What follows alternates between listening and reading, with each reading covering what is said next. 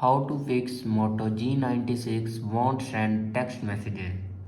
So let's start the video. First of all, check your network connection works properly or not. If it doesn't work properly, then update your network connection. After that, open your settings. In settings, scroll down and here you can see the option apps. Now click on apps and then click on messages apps.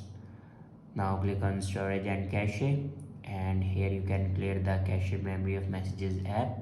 After clear the cache memory, then go back to the main page of your settings and click on system and updates. Now here you can check your latest version will be updated or not. If it doesn't update to latest version, then update it to latest version. After update a latest version, then go back and click on system and then click on reset options. Now here you can see the option reset network settings. Now click on it and then click on reset settings. After reset the network settings, your problem will be fixed.